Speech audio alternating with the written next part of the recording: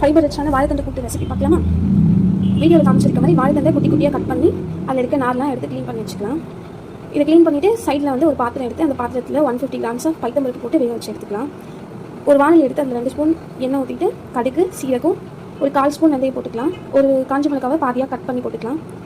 ஒரு பெரிய வெங்காயம் அதையும் வந்து குட்டி குட்டியாக கட் பண்ணி அதையும் சேர்த்துக்கலாம். ஒரு பூண்டு அதை தட்டி சேர்த்துக்கலாம்.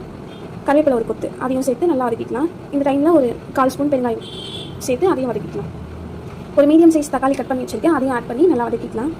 வதக்கிட்டு நம்ம கட் பண்ணி வச்சுருக்க வாழைத்தண்டை இருக்குல்ல, அதையும் இதில் ஆட் பண்ணி தேவையான அளவு ஒரு 1/4 ஸ்பூன் மஞ்சள் போட்டு நல்லா வதக்கிக்கலாம். இப்போ தேவையான அளவு உப்பு போட்டுக்கலாம். உப்பு போட்டு அதையும் வதக்கிட்டு சாம்பார் பொடி அப்படி இல்லாட்டி குழம்பு மிளகாத்தூள் அதை வந்து ஒரு 1/2 ஸ்பூன் போட்டுக்கலாம். போட்டு அதை நல்லா வதக்கிட்டு தேவைக்கேற்ப தண்ணி ஊற்றி காய் மூழ்கிற அளவுக்கு தண்ணி ஊற்றிக்கலாம்.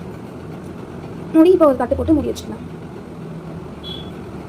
காய் வெந்ததும் அதில் இருக்க தண்ணியெலாம் சுண்டி காய் வெந்ததும் நம்ம வேக வச்சுருக்க சிறுபருப்போட அது அதில் ஆட் பண்ணிக்கலாம். வாசனைக்கு மேலே சீரகத்தூள் கொஞ்சம் ஆட் பண்ணிக்கலாம். இது ஒரு 5 மினிட்ஸ் இப்படியே கொதிக்கட்டும்.